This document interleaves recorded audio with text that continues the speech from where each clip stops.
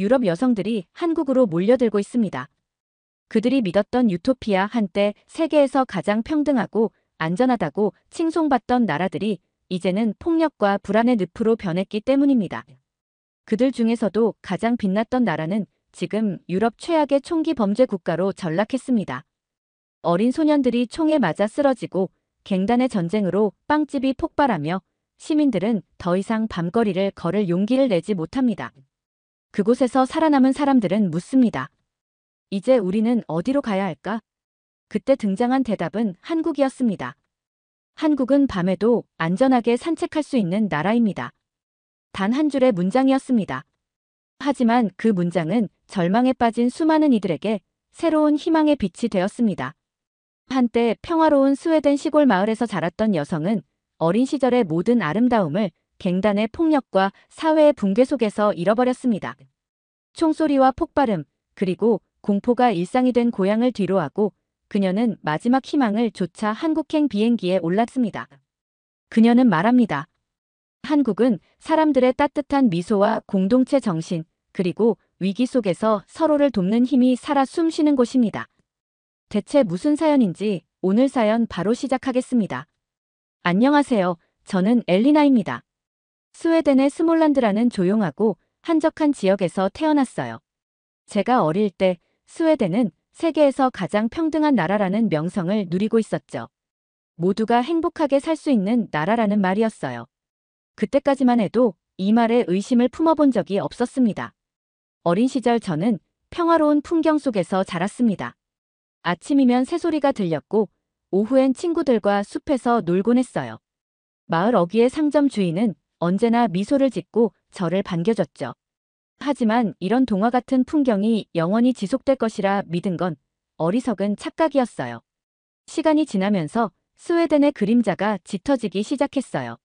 몇 년 전부터 우리 마을에서도 갱단의 흔적이 보이기 시작했어요. 처음엔 무언가 이상하다고 느꼈을 뿐이에요. 낡은 벽에 갑작스레 나타난 낙서, 밤늦게 들리는 오토바이 소리, 그리고 점점 늘어나는 경찰차의 사이렌 소리. 하지만 그건 시작에 불과했어요. 어느 날 마을에서 제일 잘 나가던 빵집이 폭발했다는 소식을 들었어요. 사람들이 입을 모아 말하길 갱단 간의 갈등 때문이라더군요. 믿기 어려웠습니다. 이 조용한 마을에서 폭발이라니요. 이건 뉴스에서나 보는 이야기 아닌가요? 그 일 이후로 마을은 변했습니다. 밤이 되면 거리는 더 이상 안전하지 않았어요. 누구도 외출을 하지 않았습니다. 가로등 밑에 어둠이 내려앉은 길을 보며 저는 집안에 갇혀있는 기분이 들었어요. 스웨덴은 더 이상 평화로운 나라가 아니었어요. 제가 가장 충격을 받은 날은 15살 소년인 에밀이 총격 사건에 휘말렸다는 소식을 들었을 때였어요. 그는 제가 어릴 적부터 알던 아이였어요. 가족끼리도 친했죠. 에밀은 갱단과 관련이 없었지만 그저 잘못된 시간에 잘못된 장소에 있었던 겁니다. 그의 어머니가 오열하며 말했어요. 에밀은 아무 잘못이 없었어요. 단지 길을 건너고 있었을 뿐이에요. 그 말을 듣는데 온몸에 소름이 돋더군요. 저는 그날 밤 잠을 잘 수 없었어요. 누군가의 목숨을 이렇게 쉽게 앗아갈 수 있는 사회가 되어버린 스웨덴이 낯설고 무서웠습니다. 그리고 그것은 단지 한 사례에 불과했어요. 뉴스에서는 매일같이 총격 사건과 폭탄 테러 소식이 흘러나왔어요. 스톡홀름이나 말메 같은 대도시뿐 아니라 이제는 작은 마을까지 영향을 받고 있었어요. 주변 사람들이 하나둘 떠나기 시작했어요. 하지만 저는 떠날 결심을 하기까지 많은 시간이 걸렸습니다. 스웨덴은 저의 고향이고 제가 사랑하는 사람들이 있는 곳이니까요. 하지만 갈수록 치안은 나빠지고 사람들 사이의 신뢰는 점점 깨져갔어요. 한 번은 길을 가다가 낯선 사람에게 말을 건넸는데 그는 경계심 가득한 눈으로 저를 쳐다봤어요. 그 순간 깨달았어요. 스웨덴 사람들은 이제 서로를 믿지 않는다는 것을요. 저는 더 이상 이렇게 살 수 없다고 생각했어요.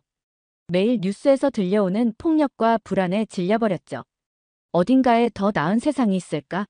라는 질문이 머릿속을 떠나지 않았습니다. 그러다 어느 날 인터넷에서 우연히 한국에 대한 글을 읽게 됐어요. 그 글에는 이렇게 적혀 있었어요. 한국은 밤에도 안전하게 산책할 수 있는 나라입니다. 그 짧은 문장이 제 마음에 꽂혔습니다.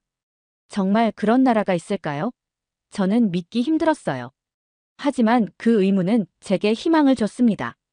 그리고 저는 결심했어요. 스웨덴을 떠나 한국이라는 나라를 직접 경험해 보기로요. 한국이라는 나라에 대해 많이 알지 못한 채 서울에 도착했어요. 솔직히 말하면 저는 한국에 대해 막연한 정보들만 가지고 있었어요. 드라마나 케이팝, 그리고 기술 강국이라는 이미지만 떠올랐죠. 하지만 정말 한국이란 나라가 어떤 곳인지 실감한 건 인천공항에 도착하면서부터였어요. 비행기에서 내려 공항 내부로 들어가는 순간 제 시선은 한참 동안 멈춰버렸습니다. 거대한 건물 안은 굉장히 정돈되어 있었고 사람들은 빠르고도 질서 있게 움직이고 있었어요. 이렇게 깨끗하고 효율적인 공항은 처음이야. 라는 말이 절로 나왔습니다. 공항의 직원들은 친절했고 짐도 신속하게 나왔어요. 스웨덴의 공항에서 느꼈던 느릿한 분위기와는 완전히 달랐어요. 공항철도를 타고 서울 시내로 들어가는 동안 창밖으로 스치는 풍경이 마치 미래 도시처럼 보였습니다. 고층 빌딩들과 반짝이는 불빛들이 가득했어요. 서울의 한복판에 도착했을 때는 완전히 다른 세계에 발을 디딘 것 같았어요. 저는 먼저 숙소로 가기 위해 지하철을 탔어요. 한국 지하철의 첫 인상은 그야말로 충격적이었어요. 플랫폼은 깔끔했고 열차는 빠르고 정시에 도착했어요. 스웨덴의 지하철에서는 이런 경험을 기대할 수 없었죠. 더 놀라운 건 모든 사람들이 각자의 공간을 존중하며 조용히 이동하는 모습이었어요. 누군가의 큰 목소리나 소란스러운 행동을 전혀 볼 수 없었어요. 숙소에 도착한 후 저는 조금 쉬었다가 밤거리를 구경하기로 했어요. 솔직히 말하면 스웨덴에서는 절대 밤에 혼자 외출하지 않아요. 길이 어둡고 위험한 일이 일어날 확률이 높으니까요. 그런데 한국에서는 그런 걱정을 전혀 할 필요가 없었습니다.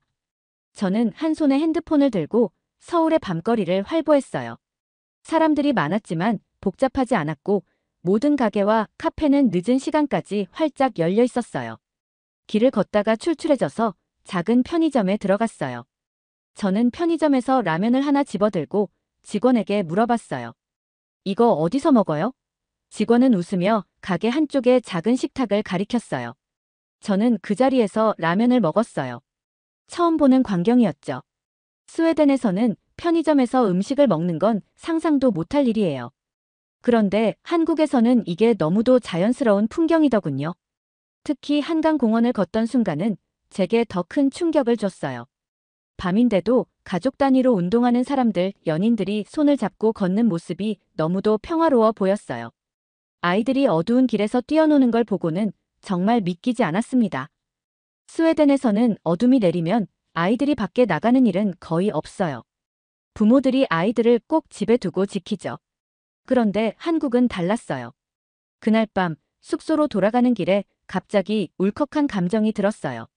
스웨덴에서는 매일 밤 문단속을 하고 혹시라도 무슨 일이 생기지 않을까 걱정하며 살았던 저 자신이 떠올랐죠. 하지만 여기 한국에서는 제가 그런 불안감에서 해방될 수 있었어요. 한국에서 며칠을 보내는 동안 저는 자연스럽게 이 나라의 사회 시스템과 복지 체계에 관심을 가지게 되었어요. 스웨덴은 흔히 복지국가의 대표적인 모델로 알려져 있지만 제가 직접 경험한 한국의 모습은 스웨덴과 다른 방식으로 안정감을 주었어요. 그 차이가 어디서 오는지 궁금해지기 시작했죠. 스웨덴에서 제가 느꼈던 복지의 가장 큰 문제는 효율성의 부재였어요. 제도는 잘 갖춰져 있지만 그 혜택을 누리는 과정이 복잡하고 불투명했죠. 하지만 한국에서는 시민들이 필요한 복지 혜택을 쉽게 접근하고 빠르게 받을 수 있다는 걸 체감했어요. 한국의 병원 시스템이 특히 인상적이었어요. 작은 병원을 찾았는데 대기 시간이 매우 짧았고 치료와 상담 과정이 빠르고 정확했어요. 저에게 약을 처방해주던 의사는 친절하게 치료법을 설명하며 약이 어디에서 만들어졌는지도 알려주었습니다. 스웨덴의 복지는 소득이 낮은 사람들에게 혜택이 집중된 반면 한국은 사회 전체를 안정적으로 유지하는 데 초점을 두는 것처럼 보였어요. 예를 들어 제가 한국에 온 지 얼마 되지 않았을 때 한 뉴스에서 한국의 국민연금 제도와 노인 복지에 대한 내용을 접했어요. 저소득층뿐만 아니라 중산층까지도 안정적인 혜택을 받을 수 있도록 설계되어 있었죠. 스웨덴에서는 복지가 불평등을 줄이는 데에만 초점이 맞춰져 있어 정작 중간층은 과도한 세금 부담을 느끼고 있었거든요. 제가 느낀 또 다른 큰 차이는 소득 분배와 관련된 문화였어요. 스웨덴에서는 상위 10%의 부자들이 점점 더 부유해지고 나머지 90%는 그 격차를 따라잡을 수 없는 구조에 갇혀 있어요. 반면 한국은 모든 사람이 함께 성장하고 발전하려는 분위기가 있었습니다. 사람들은 자신의 몫을 다하면서도 사회를 위해 기여하는 것을 당연하게 여기는 것 같았어요. 하지만 복지의 차이는 정책이나 제도의 문제만은 아니었어요. 한국 사람들의 사고방식도 큰 역할을 한다고 느꼈습니다. 한국 사람들은 서로를 돕는 데 익숙하고 어려운 상황에 놓인 사람들을 적극적으로 도와주는 모습이 인상적이었어요. 저는 서울의 한 동네에서 사람들이 길거리에 나와 소외된 이웃들을 위해 음식을 나눠주는 장면을 목격했어요. 스웨덴에서는 복지를 국가가 독점하다 보니 개인과 공동체의 참여가 거의 사라졌어요. 그런데 한국에서는 복지와 공동체 정신이 함께 움직이는 걸 보며 저는 한국이 가진 숨겨진 힘을 느낄 수 있었습니다. 또 하나 놀라웠던 점은 한국의 속도와 적응력이었어요. 스웨덴은 정책을 변경하거나 새로운 제도를 도입할 때 시간이 너무 오래 걸려요. 하지만 한국은 위기에 빠르게 대응하는 능력을 가지고 있더군요. 제가 한국에 머물던 기간, 정부가 외국인 관광객을 위한 의료보험 혜택을 확장한다는 뉴스를 보게 되었어요. 결정은 신속했고 실행도 빠르게 이루어졌어요. 한국에서는 복지의 범위가 물질적 혜택에 국한되지 않았어요. 문화와 교육에 대한 지원도 강력했죠. 저는 거리 곳곳에서 다양한 무료 문화 행사를 보며 놀랐습니다. 한 번은 길을 걷다가 우연히 행사에 참여했어요. 사람들이 전통 한복을 입고 다양한 프로그램을 즐기는 모습을 보며 한국 국민의 정체성과 문화를 존중하며 유지하려는 노력이 돋보였어요. 한국에서 지낸 시간이 길어질수록 저는 이 나라가 가진 독특한 매력을 더 깊이 느끼게 되었어요. 그 중에서도 가장 저를 놀라게 했던 건 한국인의 일상 속에 깃든 공동체 정신이었습니다. 어느 날 저는 서울에서 길을 걷다가 길을 잃었어요. 핸드폰 지도가 잘 작동하지 않아서 당황하던 순간 근처에 서 있던 할머니 한 분이 다가오셨어요. 저를 가만히 보시더니 길 잃었어요? 라고 물으셨어요. 저는 고개를 끄덕였죠. 그러자 할머니는 잠시도 망설이지 않고 저를 직접 안내해 주셨어요. 지하철역까지 걸어가는 동안 할머니는 계속 이야기를 걸어오셨어요. 우리 손자도 내 나이쯤 됐어. 너도 내 손주 같네. 길 잃은 애를 두고 갈 순 없지. 그 말에 가슴이 따뜻해졌어요. 스웨덴에서라면 낯선 사람에게 길을 물어보는 것조차 조심스러웠거든요. 도착한 지하철역에서 감사 인사를 드리며 헤어질 준비를 하는데 할머니가 주머니에서 무언가를 꺼내셨어요. 작은 사탕 몇 알을 제 손에 쥐어주시며 길 잘 찾아가고 조심해요라고 하셨습니다. 사탕을 손에 들고 서 있는데 괜히 눈물이 나더군요. 타인에게 이런 따뜻한 친절을 느껴본 지 너무 오래됐다는 사실이 슬펐어요. 이 경험 이후로 저는 한국인의 공동체 의식이 한국 사회 곳곳에 얼마나 깊게 뿌리내리고 있는지 알게 되었어요. 제가 머물던 숙소 근처에 작은 시장이 있었는데 그곳의 분위기가 너무 따뜻했어요. 상인들은 서로 농담을 주고받으며 일했고 손님들에게도 가족처럼 대했어요. 한국에서는 도움이 필요한 사람들에게 적극적으로 손을 내미는 모습이 곳곳에서 보였습니다. 한 번은 카페에서 공부를 하고 있는데 근처에 있던 아이가 넘어졌어요. 그런데 그 아이의 부모뿐만 아니라 근처 사람들이 모두 일어나 아이를 도와주더군요. 이런 장면이 스웨덴에서였다면 아무도 쉽게 나서지 않았을 거예요. 모두들 내 일이 아니다라는 태도가 강하니까요. 한국에서는 그런 개인주의적인 태도를 찾아보기 힘들었어요. 한국에서의 경험은 저를 많이 변화시켰습니다. 타인을 돕는 일이 내가 손해를 보더라도 해야 할 일이라는 생각을 갖게 됐죠.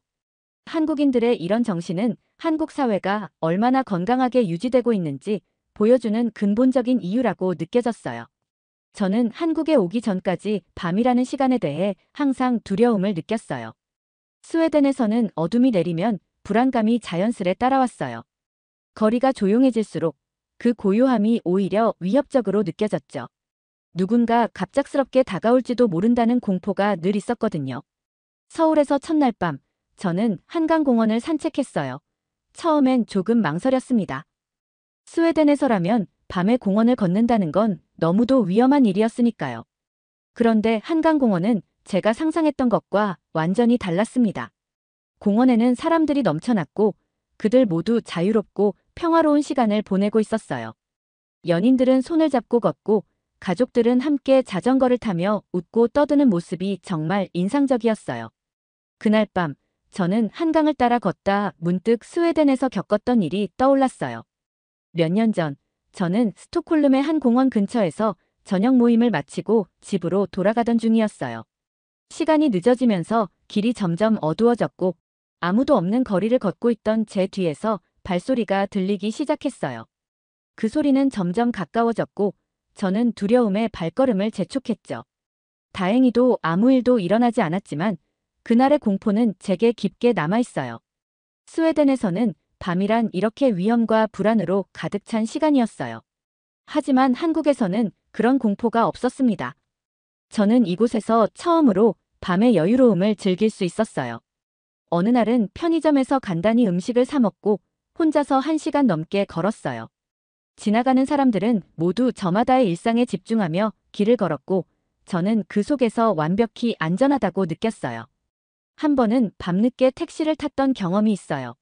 스웨덴에서 택시를 탈 때면 항상 경계심을 늦추지 않았어요. 택시 기사가 믿을 수 없는 사람일 수도 있다는 생각이 늘 있었거든요. 하지만 한국에서는 그런 걱정을 할 필요가 없었습니다. 제가 택시를 타고 가는 동안 기사님은 친절하게 목적지까지 안전하게 데려다 주셨어요. 도착한 후에도 늦은 밤이니까 조심하세요라는 따뜻한 말을 건네셨죠. 저는 그 순간 감동을 받았어요. 스웨덴에서는 택시를 타는 일이 두려움의 연속이었는데 한국에서는 그 자체가 또 다른 안전함의 상징처럼 느껴졌어요. 또 다른 날, 저는 친구들과 저녁 식사를 하고 숙소로 돌아가던 중이었어요. 밤이 깊었지만 거리에는 여전히 사람들이 많았어요. 어린 여성들이 혼자 걸어가는 모습을 보고는 정말 놀랐습니다. 스웨덴에서는 밤에 혼자 다니는 여성을 거의 볼 수 없어요. 한 번은 친구가 밤에 공원 근처를 혼자 걷다니 목숨이 2개라도 부족하겠어라며 농담을 했던 기억이 납니다. 한국에서의 경험은 저를 안심시켜준 것을 넘어 스웨덴에서 왜 이런 안전함을 잃게 되었는지를 고민하게 만들었어요. 스웨덴의 증가하는 불평등, 치안 정책의 무능함, 그리고 사람들 간의 신뢰 상실. 이 모든 요소들이 결합돼 밤이라는 시간을 두려움으로 가득 채운 거죠. 한국에서 생활하면서 가장 놀랍고 감동적이었던 것이 한국의 문화적 보존과 현대적 발전의 조화였어요. 스웨덴은 다양성과 다문화를 받아들인 결과 전통적인 문화가 많이 희석되었어요. 그로 인해 스웨덴의 정체성이 무엇인지조차 모호해졌죠. 하지만 한국은 전통과 현대를 한 공간에서 공존시키는데 성공한 나라처럼 보였어요. 제가 처음 한옥마을을 방문했을 때의 충격은 아직도 잊을 수 없어요. 서울의 현대적인 고층 빌딩들 사이에 자리 잡은 이 전통적인 공간은 마치 시간 여행을 하는 듯한 기분을 주었어요. 조용한 돌담길을 걷다가 문득 고개를 들면 멀리 현대식 건물이 보였어요. 과거와 현재가 한 장면에 어우러져 있는 모습은 너무도 아름다웠습니다. 한옥을 둘러보던 중 저는 작은 찻집에 들어갔어요. 사장님은 전통 한복을 입고 있었고 그곳의 인테리어는 옛날 가정집을 그대로 재현한 듯 했어요. 제가 어릴 때 스웨덴에도 전통적인 마을 축제가 있었어요. 사람들은 전통 복장을 입고 춤을 추고 노래를 불렀죠. 하지만 지금은 이런 행사를 찾기 힘들어요. 다문화 사회로 변모하면서 우리의 전통은 점점 사라졌습니다. 새로운 문화가 들어오는 것은 당연하고 환영할 일이지만 그 과정에서 스웨덴 고유의 정체성은 희미해졌어요. 그뿐만이 아니었어요. 한국은 언어와 문자, 특히 한글을 통해 문화적 정체성을 더욱 강하게 유지하고 있었어요. 한글날 행사에 참여한 날이 특히 기억에 남아요. 사람들이 자랑스럽게 한글의 역사를 이야기하고 전통 놀이를 즐기며 축제를 즐기는 모습이었죠. 한 어린아이가 손글씨로 한글을 쓰며 자랑스럽게 부모님께 보여주는 장면을 보며 저는 마음이 뭉클해졌어요. 스웨덴에서도 과거에는 자국어를 지키기 위해 노력했지만 최근에는 영어와 다른 언어의 영향이 너무 커지면서 점점 우리의 언어 정체성이 희미해졌거든요. 전통 음식에서도 한국은 그 독창성을 유지하고 있었어요. 어느 날 전통 음식을 전문으로 하는 한 식당에 갔어요. 메뉴에 적힌 음식 이름은 전부 낯설었지만 직원은 친절하게 설명해 주었어요. 전통 반찬부터 메인 요리인 불고기와 된장찌개까지 모든 음식이 각각의 이야기를 품고 있는 듯 했어요. 음식을 먹으며 저는 한국의 전통이 과거에 머물러 있지 않고 현재를 살아가고 있음을 느꼈습니다. 반면 스웨덴의 전통 음식은 이제 거의 축제나 특별한 날에만 찾아볼 수 있어요. 그나마 있던 전통 요리도 점점 외국 음식에 밀려나고 있어요. 스웨덴은 왜 우리의 전통을 잃어버렸을까? 그리고 한국은 어떻게 이를 지킬 수 있었을까? 그 답은 정책이나 제도의 문제가 아니라 사람들의 마음속에 자리 잡은 문화적 자부심 때문이라는 결론에 이르렀어요. 한국인들은 전통을 사랑하고 그것을 다음 세대에게 물려주는 데에 진심이었어요. 제가 한국에서 느낀 가장 큰 감동은 위기의 순간에 나타나는 사람들의 연대와 도움의 손길이었어요. 이 나라 사람들은 남의 일이라고 외면하지 않았고 모두가 힘을 모아 문제를 해결하는 데 주저하지 않았습니다. 그런 모습을 직접 경험한 날이 있었죠. 그날 저는 서울의 번화가에서 쇼핑을 마치고 숙소로 돌아가던 중이었어요. 지하철을 타기 위해 계단을 내려가고 있는데 갑자기 제 앞에 있던 중년 남성이 비틀거리며 쓰러졌어요. 너무 당황한 나머지 저는 얼어붙어 그저 남자를 바라볼 수밖에 없었어요. 하지만 주변 사람들의 반응은 완전히 달랐습니다. 남자가 쓰러진 지 몇 초도 되지 않아 주변 사람들이 움직이기 시작했어요. 어떤 이는 즉시 119에 전화를 걸었고 다른 이는 남자의 머리를 받쳐들며 안정을 취하게 했어요. 젊은 여성 한 명은 자신의 가방에서 물병을 꺼내 남자의 입술에 물을 묻혀주었어요. 모두가 자신의 역할을 찾아 움직이고 있었어요. 그 모습에 저는 그저 놀랍고 경이로울 뿐이었어요. 제가 정신을 차리고 다가가 보니 한 중년 여성은 남자의 손목을 잡고 맥박을 확인하고 있었어요. 그녀는 주변 사람들에게 침착하게 말했어요. 맥박은 괜찮아요. 하지만 구급차가 오기 전까지 계속 안정시켜야 해요. 그 순간 저는 깨달았어요. 이들은 호기심으로 구경하는 것이 아니라 실제로 문제를 해결하기 위해 적극적으로 나서고 있다는 걸요. 구급차가 도착할 때까지 약 10분이 걸렸어요. 그 시간 동안 모두가 협력하여 상황을 관리했어요. 구급대원이 도착하자마자 사람들이 남자를 들것에 옮길 수 있도록 도왔고 한 중년 남성은 구급대원에게 상세히 상황을 설명했습니다. 갑자기 쓰러졌는데 맥박은 일정했어요. 하지만 숨소리가 약간 불규칙했어요. 그는 모든 과정을 정확히 설명하며 도움을 줬어요. 이 모든 과정은 너무나 체계적이고 질서정연하게 진행되었죠. 저는 그 순간 이 나라 사람들이 위기 상황에서 얼마나 침착하고 협력적인지 깨달았어요. 스웨덴에서라면 어땠을까요? 사람들이 이렇게 빨리 반응했을까요? 솔직히 말하자면 저는 아니라고 생각해요. 스웨덴에서는 사람들이 대부분 남의 일에 개입하기를 꺼려해요.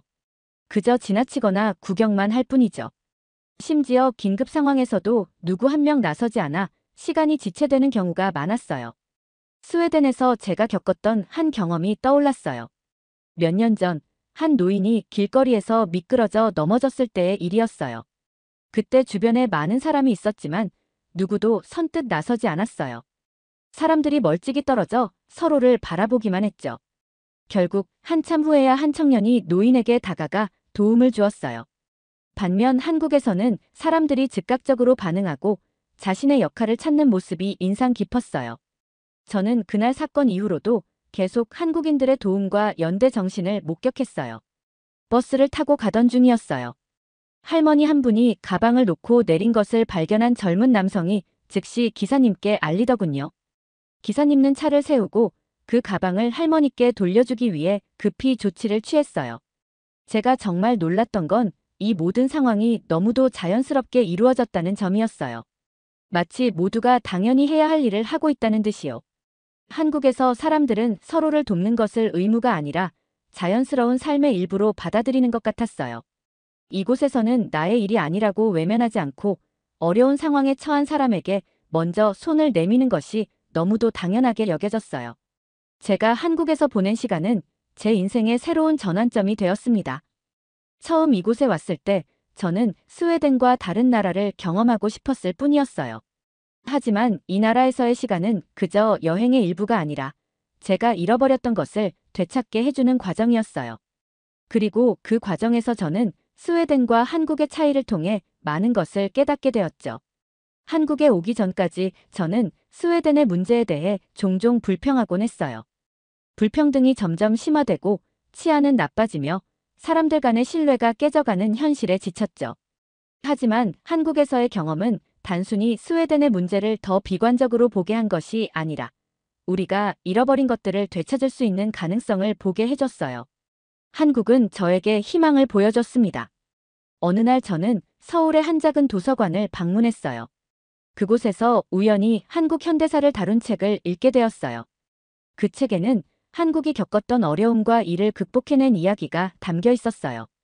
1950년대 전쟁의 폐허에서 시작해 현재 세계적인 경제 강국으로 성장하기까지의 과정을 읽으면서 저는 한국의 저력이 무엇인지 깨닫게 되었어요. 그 비결은 정부의 정책이나 경제적 발전만이 아니었어요. 한국 사람들이 함께 나아가기 위해 서로를 돕고 믿었던 마음이 가장 큰 원동력이었어요. 스웨덴에서는 점점 사라져가고 있는 공동체 정신을 한국에서는 일상 속에서 경험할 수 있었습니다. 길거리에서 서로를 돕는 모습, 공공장소에서의 배려, 그리고 위기의 순간에 발휘되는 협력까지. 한국에서 저는 사람이 사람답게 살기 위해 필요한 것이 무엇인지 배울 수 있었어요. 저는 한국에서 많은 것을 배웠고 잃어버렸던 희망을 되찾았습니다. 하지만 한국에서 경험한 가장 놀랍고 아름다운 일은 예상치 못하게 사랑을 만난 것이었어요. 저는 그 사랑이 제 삶의 마지막 조각을 완성해 주었다고 생각해요.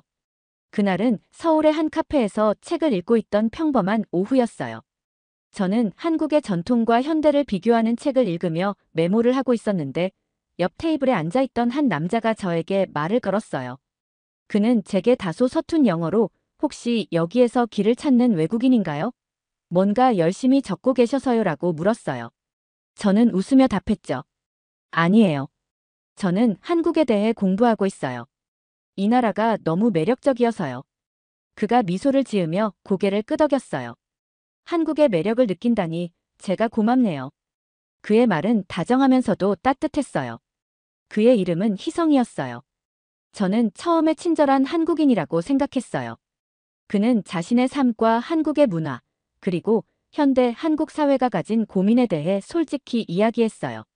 저는 그와 대화를 나누며 한국을 더 깊이 이해할 수 있었습니다. 희성은 어렸을 때부터 부모님이 운영하시던 작은 가게를 돕다가 지금은 IT 회사에서 일하고 있는 평범한 직장인이었어요. 그는 스스로를 평범하다고 말했지만 그의 사고방식과 사람들을 대하는 태도는 절대 평범하지 않았어요. 그는 한국의 문화와 현대적인 삶 사이에서 균형을 찾으려 노력하고 있었어요. 우리 부모님 세대는 공동체를 중시했지만 우리 세대는 개인적인 성공도 중요시해요. 저는 그 중간에서 두 가지를 조화롭게 하고 싶어요라고 말하는 그의 목소리에는 진심이 담겨 있었습니다. 우리는 그날 대화로만 몇 시간을 보냈고 그 후로 자주 만났어요. 그는 저를 한국의 다양한 곳으로 데려가 주었어요. 서울의 복잡한 거리뿐 아니라 조용한 한옥마을, 그리고 제가 몰랐던 작은 전통시장까지도요. 희성과 함께하는 시간은 그저 한국 문화를 배우는 것을 넘어 이곳에서의 삶이 얼마나 풍요로울 수 있는지를 보여줬습니다. 한 번은 희성이 저를 그의 가족이 계신 고향으로 데려가 주었어요. 그곳은 작은 도시였지만 따뜻한 사람들과 아름다운 풍경이 가득했어요. 그의 부모님은 저를 반갑게 맞아주셨고 저에게 한국의 전통 음식을 만들어주셨어요.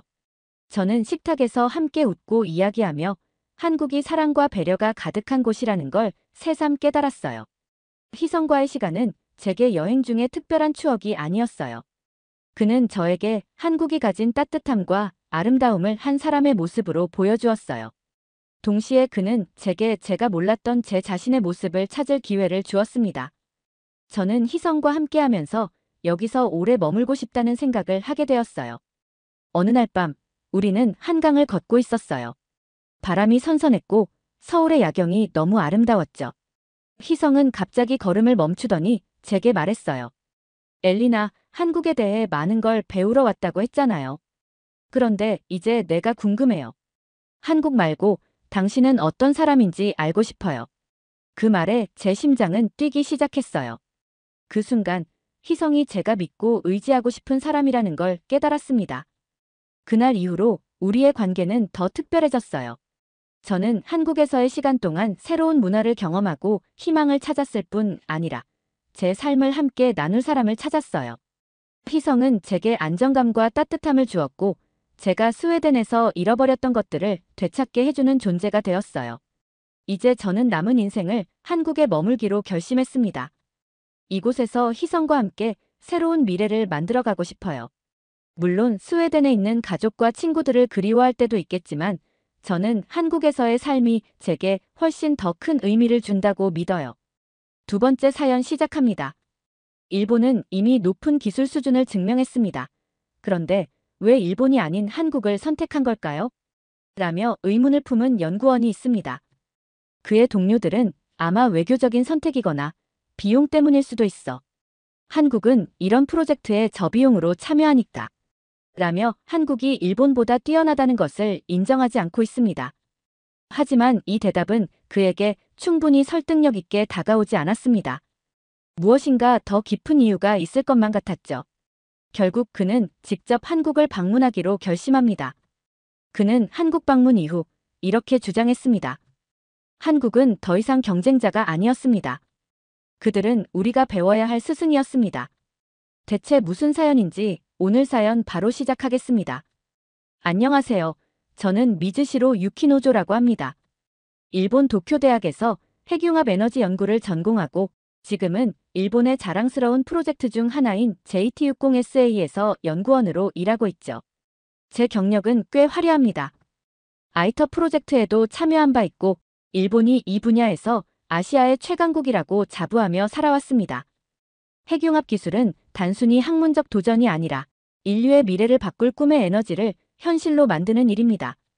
저는 그 중심에 일본이 있다고 믿고 있었어요.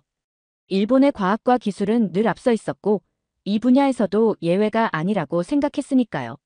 사실 한국이나 중국 같은 다른 아시아 국가들의 참여를 볼 때마다 약간의 우월감을 느꼈던 것도 사실입니다. 저 나라들이 따라오려면 아직 멀었다는 생각이 제 머릿속을 지배했거든요.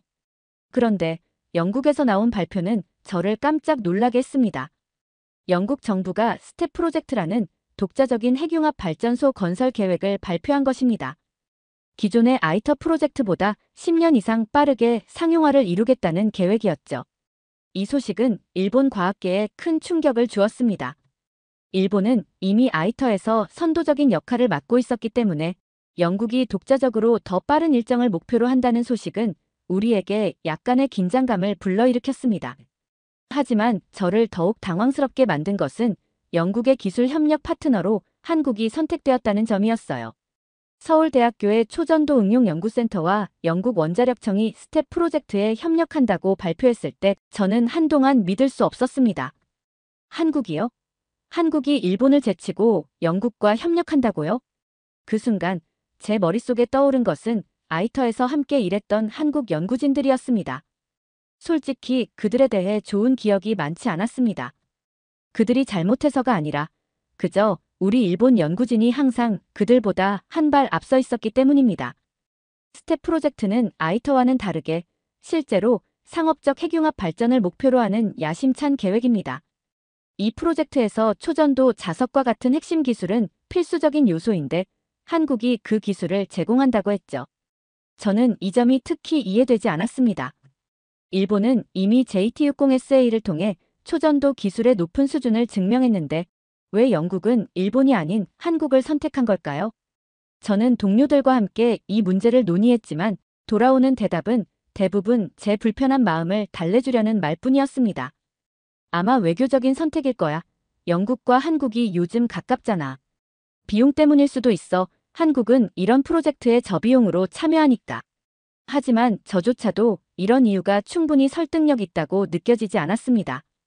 스텝은 단순한 시범 프로젝트가 아닙니다. 영국이 전 세계 에너지 패권을 장악하기 위해 야심차게 추진하는 핵융합 상용화 프로젝트죠. 성공하면 아이터보다 10년 이상 빠르게 상업 발전을 실현할 수 있어요. 그렇게 중요한 프로젝트에서 단순히 외교적 이유로 기술 파트너를 선택한다는 것은 현실적으로 말이 되지 않았습니다. 그때 한 동료가 말했습니다. 너 한국의 초전도 기술 논문들 봤어? 아이터에 제출했던 그 데이터 말이야. 저는 그 말을 듣고 순간 멈칫했습니다. 사실 저는 아이터 프로젝트 당시 한국의 기술 보고서를 꼼꼼히 살펴보지 않았습니다. 그때는 일본의 우월한 기술에 대한 확신이 너무 강했으니까요. 그러나 이번에는 달랐습니다. 저는 한국 연구진이 작성한 논문과 발표 자료를 꺼내 들었습니다. 특히 서울대학교 초전도 응용연구센터의 발표가 눈에 띄었죠. 무절연 초전도 케이블이라는 독특한 접근 방식은 아이터 당시에도 주목받았지만 저는 그때 그것이 별로 중요하지 않다고 생각했었습니다. 그러나 자세히 읽다 보니 이 기술은 단순한 이론이 아니라 실제로 초전도 자석의 크기를 대폭 줄이고 비용을 절감할 수 있는 혁신적인 방법임을 알게 되었어요. 한국이 개발한 초전도 케이블 기술은 기존의 방식보다 훨씬 가볍고 효율적이었습니다. 특히 지구 자기장의 90만 배에 달하는 강력한 직류 자기장을 만들어낼 수 있는 가능성을 열었다는 점이 인상적이었죠. 논문에서 그들은 실험 데이터를 투명하게 공개하며 기술의 한계와 개선 가능성까지 솔직히 분석하고 있었습니다. 저는 연구 보고서의 정밀함과 실용적 접근 방식에 경악했어요. 그동안 제가 한국 기술을 단순히 일본의 하위 기술로 치부했던 것이 얼마나 어리석었는지 깨닫기 시작했습니다. 하지만 여전히 믿기 어려웠어요. 논문과 데이터만으로 모든 것을 판단할 수는 없다는 생각이 들었죠. 실험 데이터를 좀 더 분석해보면 뭔가 허점이 있을 거야. 저는 그렇게 스스로를 설득하며 아이터에서 한국이 제출했던 실험 결과들을 다시 검토하기 시작했습니다. 그러나 제가 찾은 것은 허점이 아니라 더 많은 설득력이었습니다. 아이터에서 한국이 제공한 초전도 케이블의 성능 데이터는 일본의 데이터와 비교해도 밀리지 않았습니다. 오히려 몇 가지 항목에서는 일본보다 앞서 있었죠. 특히 한국 연구진이 개발한 기술은 효율성과 실용성을 동시에 갖춘다는 점에서 영국 같은 실용주의적 국가에게 매력적으로 다가왔을 것입니다. 설마 저도 모르게 입 밖으로 중얼거렸습니다. 한국이 정말 우리보다 나을 수도 있나? 그날 밤 저는 침대에 누워 잠을 이루지 못했습니다. 일본 과학계의 자존심을 대표한다고 믿었던 제가 이렇게 한국 기술에 대해 고민하게 될 줄은 상상도 못했거든요. 처음에는 단순히 정치적 이유로 선택된 것이라며 대수롭지 않게 여겼지만 이제는 그들의 기술적 우위가 저를 괴롭히고 있었어요. 혼란과 불안, 그리고 이해하고 싶은 욕구가 한꺼번에 몰려왔습니다. 한국은 어떻게 이 지점까지 왔을까? 이 질문이 제 머릿속을 떠나지 않았습니다. 그리고 저는 그 답을 직접 확인해야겠다고 결심했어요. 그날 이후 저는 한국 기술에 대해 본격적으로 파헤치기 시작했습니다. 마음 한구석에서는 아직도 일본이 더 우수할 거야라는 자존심이 고개를 들고 있었지만 머리는 점점 그들의 기술을 제대로 이해해봐야 한다는 쪽으로 기울어지고 있었죠. 우선 저는 한국 연구진이 작성한 과거 논문과 발표 자료들을 정리했습니다. 서울대학교 초전도 응용연구센터와 한승용 교수팀의 연구 성과를 중심으로 그들의 기술적 접근 방식을 세세히 들여다보기로 했어요. 아이터 당시 한국이 개발한 초전도 케이블 데이터와 그들이 사용한 무절연 초전도 방식은 기존의 관념을 깨는 아이디어였습니다. 저는 그 방식을 처음 접했을 때 이건 비효율적일 거야라며 크게 주목하지 않았던 기억이 떠올랐죠. 하지만 지금 다시 보니 그 기술은 단순히 혁신적이라는 단어만으로는 설명할 수 없는 깊이를 가지고 있었습니다. 한국은 초전도 케이블을 설계할 때 기존 방식보다 더 강력한 직류 자기장을 생성하면서도 자석의 크기를 줄이는 데 성공했어요. 특히 그들은 자석 내부에서 발생하는 전자기적 불안정을 무절연 설계로 해결했고 이는 생산비 절감과 기술적 안정성을 동시에 달성하는 결과를 가져왔습니다.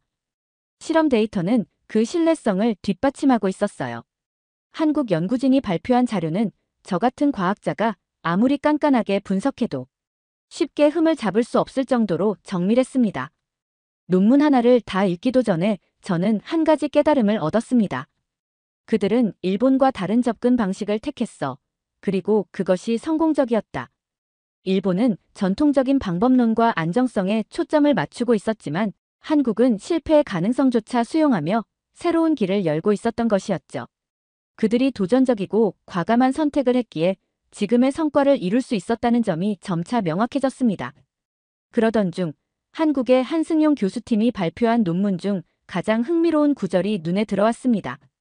그들은 초전도 자석의 자기장을 지구 자기장의 90만 배 이상으로 강화한 실험 결과를 공개했는데 이는 단순히 기술적 진보를 넘어선 도약이라고 할 수 있었어요. 저는 그들의 연구 방법을 분석하며 한 가지 놀라운 점을 발견했습니다. 일본과 달리 한국은 실험적 데이터를 기반으로 즉각적인 실용화를 목표로 삼고 있었습니다. 이는 한국 기술이 단순히 학문적 가치를 넘어 실제 산업에 적용될 준비가 되어 있음을 보여주는 증거였죠. 시간이 흐를수록 저는 한국 기술에 더 깊이 빠져들었습니다. 그들이 도전과 실패를 두려워하지 않고 어떻게든 새로운 해결책을 찾아내려는 집념이 느껴졌어요. 아이터에서의 경험이 한국 기술을 더욱 단단하게 만들었고 그것이 영국 같은 국가에서 높은 신뢰를 얻게 된 이유라는 결론에 도달했습니다. 일본 기술은 분명 정교하고 강력했지만 어쩌면 지나치게 보수적이었는지도 모릅니다. 그와 달리 한국은 창의적이고 유연했습니다. 또한 저는 아이터에서 한국 연구진이 어떤 역할을 맡았는지 다시 살펴보았어요.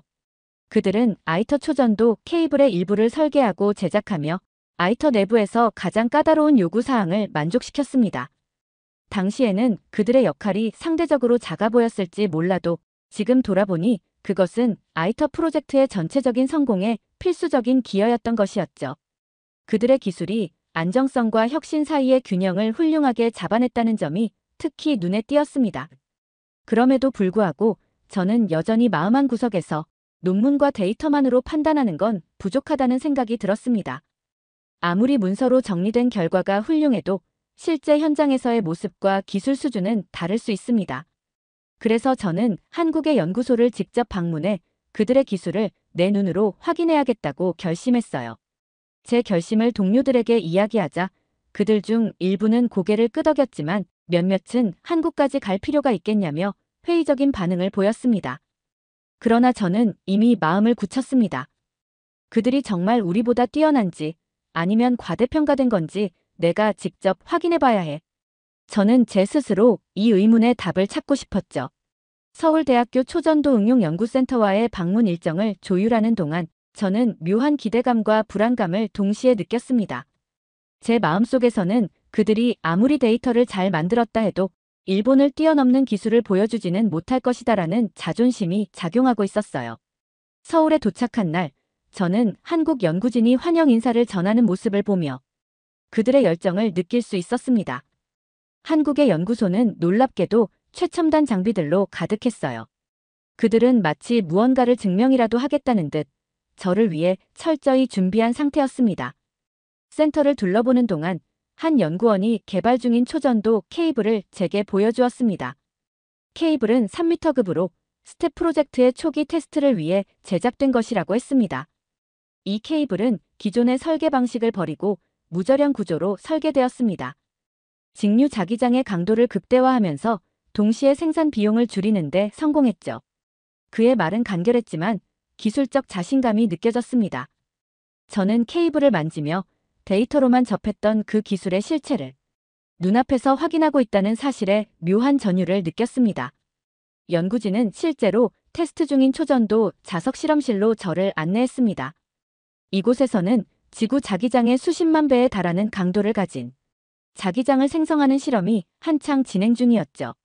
제가 가장 놀란 것은 그들이 이 모든 것을 독창적인 방식으로 설계하고 실행하고 있다는 점이었습니다. 특히 일본이 중요하게 여겼던 안정성을 유지하면서도 훨씬 더 높은 효율성을 구현한 방식이 매우 인상적이었어요. 담당 교수는 저를 직접 실험실로 안내하며 그들의 설계 철학을 설명했습니다. 우리는 기존의 초전도 기술을 완전히 다른 시각에서 바라보려 했습니다. 위험이 클 수도 있지만 새로운 가능성을 찾기 위해 도전을 멈추지 않았습니다. 저는 그의 설명을 들으며 그들이 단순히 안전한 선택을 추구하지 않고 기술적 한계를 뛰어넘기 위해 얼마나 많은 노력을 기울였는지 느낄 수 있었습니다. 그들의 실험은 단순히 이론에 머물지 않았습니다. 테스트 과정에서 발생한 문제들을 실시간으로 분석하고 개선점을 찾아가는 모습은 매우 체계적이었죠. 연구진의 열정은 물론이고 협업의 분위기가 강하게 느껴졌어요. 모든 연구원들이 각자의 역할에 몰두하며 기술 개발을 위해 최선을 다하고 있었습니다. 저는 연구소 투어를 마치며 한국 연구진과 점심을 함께 하게 되었어요. 식사 자리에서 그들은 아이터 프로젝트에 참여하며 겪었던 도전과 시행착오에 대해 솔직히 털어놓았습니다. 아이터에서의 경험이 없었다면 지금의 기술은 불가능했을 겁니다. 그곳에서 우리는 일본, 미국, 프랑스 등 여러 나라들과 협력하며 많은 것을 배웠습니다.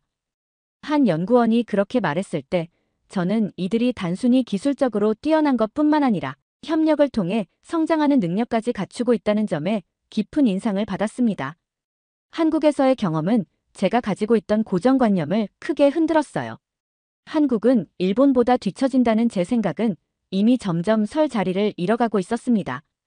한국 연구소는 단순히 앞선 기술을 자랑하는 곳이 아니라 진정으로 과학적 혁신을 위해 헌신하고 있는 공간이었습니다. 그날 밤 숙소로 돌아오며 저는 스스로에게 묻지 않을 수 없었습니다. 우리는 무엇을 놓쳤던 걸까? 일본은 왜 이 길을 택하지 못했을까? 한국 연구진과의 만남은 단순히 기술적 충격을 넘어 제 연구 철학 자체를 다시 돌아보게 만들었습니다. 서울에서의 방문 이후 저는 한국의 초전도 기술이 단순히 우수하다는 수준을 넘어 글로벌 핵융합 발전 기술의 미래를 실질적으로 주도하고 있다는 확신을 갖게 되었습니다. 하지만 제 안의 자존심은 여전히 남아 있었어요. 일본의 과학자로서 그리고 JT60SA와 같은 대형 프로젝트에 몸담은 연구자로서 한국이 영국 스텝 프로젝트의 핵심 파트너가 되었다는 사실을 완전히 받아들이기란 쉽지 않았습니다. 그 후 한국 연구진과 스텝 프로젝트에서의 협력에 대해 더 깊이 알아보기 위해 저는 영국 관련 자료를 조사하기 시작했습니다. 영국 원자력청에서 공개한 기술 브리핑 자료와 관련 뉴스를 통해 한국 연구진이 개발 중인 3m급 초전도 케이블이 스텝 프로젝트의 초기 테스트 단계에서 중요한 역할을 하고 있다는 사실을 알게 되었죠. 한국은 아이터에서 쌓은 경험을 기반으로 영국이 원하는 상용화 목표에 맞춰 새로운 기술적 도약을 이루고 있었습니다. 더욱 흥미로웠던 것은 영국이 한국의 초전도 케이블을 단순히 구매하거나 기술을 도입하는 데 그치지 않았다는 점입니다. 그들은 한국 연구진과 공동으로 설계와 테스트를 진행하며 스텝 프로젝트의 초기 단계부터 긴밀히 협력하고 있었습니다. 이는 단순히 기술력의 문제를 넘어 한국이 국제적 연구 협력에서 신뢰받는 파트너임을 보여주는 사례였습니다. 특히 3m급 초전도 케이블 테스트 결과가 성공적이었다는 소식은 저를 더욱 놀라게 했습니다. 이 케이블은 기존 기술에 비해 자기장 생성 효율이 뛰어나면서도 무절연 설계로 안정성과 생산 비용을 모두 잡는데 성공한 기술적 진보를 보여주고 있었습니다. 영국은 이를 통해 스텝 프로젝트의 다음 단계인 20m급 케이블 개발에 대한 가능성을 높게 평가하고 있었어요. 한국과의 협력을 통해 그들의 목표인 상용화 시점을 한층 앞당길 수 있다는 점이 명확해졌습니다. 저는 이 모든 사실을 분석하며 점차 깨닫게 되었습니다. 한국이 가진 기술적 강점은 단순히 뛰어난 실험 결과나 혁신적인 아이디어에 그치지 않았다는 것을요. 그들은 데이터를 기반으로 한 실용적 접근과 국제적 요구에 맞춘 유연한 대응 능력을 동시에 갖추고 있었습니다. 아이터 프로젝트 당시 일본은 초전도 기술 분야에서 가장 강력한 기술력을 자랑했습니다. 하지만 우리는 지나치게 이론적 완성도에 집착했고 실용화 가능성을 고민하는데 상대적으로 소홀했습니다. 그와 달리 한국은 아이터에서의 경험을 발판 삼아 실제 상업적 요구에 맞춘 기술 개발에 몰두했고 그 결과가 바로 지금 영국 스텝 프로젝트에서 빛을 발하고 있었습니다. 이 모든 것을 정리하며 저는 한 가지 중요한 질문을 스스로에게 던졌습니다. 왜 일본은 이 기회를 놓쳤을까? 우리는 기술력에서 앞서 있었지만 변화하는 글로벌 요구에 충분히 민첩하게 대응하지 못했습니다.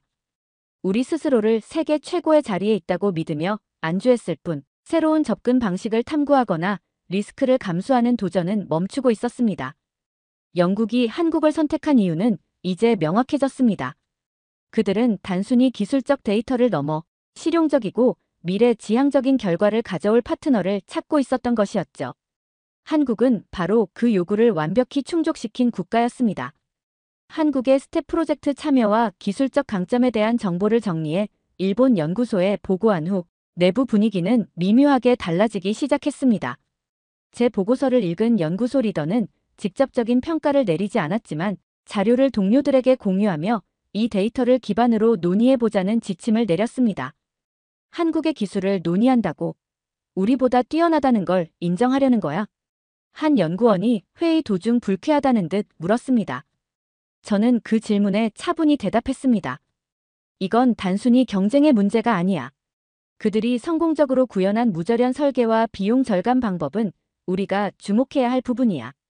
하지만 이런 논리적인 설명도 모든 동료들에게 받아들여지지는 않았습니다. 몇몇은 여전히 그들의 방식은 안정성보다 효율성에 치우친 위험한 접근일 뿐이다라며 반박했습니다. 이는 한국 기술에 대한 인정보다 일본의 기존 방식을 옹호하려는 심리가 강하게 작용한 결과였습니다. 이 과정에서 제가 가장 큰 변화를 느낀 것은 젊은 연구원들 사이에서 한국 기술에 대한 관심이 점차 높아지고 있다는 점이었어요. 한 신입 연구원이 이렇게 말했습니다. 저는 한국 연구진의 논문들을 읽어봤어요. 특히 초전도 케이블 설계에서 기존의 한계를 넘은 점이 정말 놀랍더라고요. 우리가 그 데이터를 좀 더 깊이 분석해보면 좋겠어요. 이런 의견은 연구소 내부의 태도를 조금씩 변화시키기 시작했습니다. 리더는 내부적으로 데이터 분석팀을 구성하자는 제안을 승인했습니다. 이 팀은 한국의 논문과 프로젝트 데이터를 면밀히 검토하고 일본 기술과의 차이를 분석하는 작업을 맡았습니다. 이는 보수적인 연구원들조차 반대할 명분이 없는 제안이었기 때문에 비교적 원활하게 진행될 수 있었습니다. 데이터 분석이 진행되면서 연구소 내부에서도 흥미로운 반응이 나타나기 시작했습니다. 특히 스텝 프로젝트에서 한국의 무절연 설계가 기존 방식과 비교해 얼마나 혁신적이었는지가 점점 명확해졌습니다. 초전도 케이블의 자기장 효율과 생산 비용에서 한국의 데이터는 일본의 기존 설계를 능가하고 있었습니다. 이 방식은 단순히 새로운 시도가 아니라 실질적인 상용화를 목표로 한 접근이야. 데이터 분석팀의 결과를 발표하는 자리에서 한 연구원이 그렇게 말했습니다. 이는 기존 방식을 고수해야 한다는 주장에 대한 직접적인 반박이기도 했습니다. 하지만 여전히 일부 연구원들은 그들의 방식이 장기적인 안정성을 보장할 수 있는지는 의문이라며 의구심을 드러내고 있었죠. 그날 밤 리더와의 개별 면담에서 저는 더 구체적인 제안을 내놓았습니다. 한국이 빠르게 성과를 내는 이유는 실패를 두려워하지 않고 실용성을 중심으로 연구를 진행하기 때문입니다. 우리가 그들의 데이터를 기반으로 새로운 아이디어를 발전시킨다면 일본도 글로벌 경쟁에서 뒤처지지 않을 겁니다. 리더는 잠시 침묵한 후 이렇게 말했습니다. 한국이 성공했다고 해서 우리가 곧바로 그들을 따라가는 게 정답은 아닐 수도 있어. 그의 말은 일본 과학계가 가진 보수성과 자존심을 그대로 드러내고 있었습니다. 그는 한국의 성과를 인정하면서도 일본만의 방식과 철학을 유지하려는 입장을 분명히 했습니다.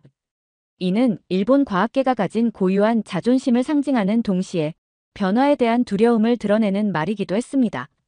하지만 저는 그 짧은 대화에서 연구소 내부에도 변화의 가능성이 있다는 희망을 발견했습니다. 그날 이후 스텝 프로젝트 데이터를 분석하는 작업은 계속되었고 연구소 내부에서 한국의 무절연 초전도 기술에 대한 논의는 점차 깊어졌습니다. 데이터 분석팀은 한국의 기술 강점뿐 아니라 그들의 접근 방식을 일본 기술과 비교하는 작업도 병행했습니다. 분석 결과는 점점 더 분명해졌습니다. 한국은 단순히 기존 기술을 개량하는 수준을 넘어 새로운 설계 철학을 바탕으로 기술의 상용화 가능성을 앞당기고 있었습니다. 하지만 보수적인 연구원들 사이에서는 여전히 우리가 한국의 방식을 따라야 하느냐는 논쟁이 이어졌습니다. 그들의 방식은 실험적일 수 있지만 안정성과 지속 가능성을 생각하면 우리의 접근이 더 낫다. 한 선임 연구원의 말은 일본 과학계의 깊은 고정관념을 상징했습니다. 저는 그들의 의견을 반박하지 않았습니다. 대신 한국의 데이터가 단순히 실험적 성공이 아니라 실제 상용화 단계로 나아갈 가능성을 보여준다는 점을 강조했습니다. 한국은 실패를 두려워하지 않고 그 과정을 통해 배운 교훈을 기반으로 기술을 발전시키고 있습니다. 우리는 안정성을 우선시하지만 그 때문에 혁신의 기회를 놓친 건 아닌지 돌아볼 필요가 있습니다. 저는 회의 도중 이렇게 말하며 한국과 일본의 차이를 냉정하게 분석했습니다. 이 논의는 연구소 내의 세대 간 갈등을 부각시키기도 했습니다. 젊은 연구원들은 한국의 기술력을 더 깊이 연구해야 한다는 의견을 강하게 내세웠습니다. 그들은 우리가 한국과 협력한다면 기술 개발 속도를 더 빠르게 높일 수 있다고 주장했습니다. 반면 선임 연구원들은 우리가 한국을 배우는 듯한 모습은 일본의 위상을 떨어뜨릴 수 있다며 부정적인 태도를 보였습니다. 리더는 이 상황을 조율하기 위해 한 가지 제안을 내놓았습니다. 일단 한국과의 직접적인 협력을 논하기 전에 스텝 데이터를 기반으로 우리의 기술을 발전시킬 방법을 모색해보자. 동시에 한국이 어떻게 실패를 극복하며 성장했는지 사례를 분석해 우리의 연구 철학에 적용할 수 있을지 고민하자. 그의 제안은 일본 과학계가 가진 현실적인 접근 방식과 변화의 필요성 사이에서의 균형을 상징했습니다. 연구소는 이에 따라 스텝 데이터를 심화 분석하고 이를 기반으로 일본 고유의 방식으로 초전도 기술을 개선할 방안을 찾기 시작했습니다. 하지만 저는 이것만으로는 충분하지 않다고 느꼈습니다. 우리는 한국과의 협력을 진지하게 고려해야만 했습니다. 스텝 프로젝트에서 한국이 만들어낸 성과는 단순히 기술적 우위가 아니라 글로벌 협력과 상업적 요구를 완벽히 이해한 결과물이었기 때문입니다. 우리는 그들과 협력하지 않고는 이 흐름에 뒤처질 수밖에 없었습니다. 얼마 지나지 않아 연구소 내에서 한국 연구진과의 비공식적인 교류를 시도하자는 제안이 나왔습니다. 이는 단순히 기술 분석에 그치는 것이 아니라 한국의 연구 환경과 협력 방식에서 우리가 배울 점을 직접 확인하자는 취지였죠. 이 제안은 젊은 연구원들을 중심으로 빠르게 지지를 얻었고 리더도 이를 승인했습니다. 저는 그제야 희망을 느꼈습니다. 일본 과학계의 보수성과 자존심은 여전히 견고했지만 변화의 필요성을 인정하고 작은 한 걸음을 내디딘 것은 분명 의미 있는 시작이었습니다. 저는 이 과정을 통해 과학자로서 중요한 교훈을 배웠습니다. 기술적 우위를 지키는 것도 중요하지만 그보다 더 중요한 것은 실패를 두려워하지 않고 변화에 적응하는 능력입니다. 한국은 이를 통해 스텝 프로젝트에서 성과를 냈고 세계적으로 인정받는 기술 강국으로 자리 잡았습니다. 이제 일본도 변화해야 할 때입니다. 한국과의 협력을 당장 시작하지는 않더라도 그들이 걸어온 길에서 우리가 배울 점은 분명히 있습니다.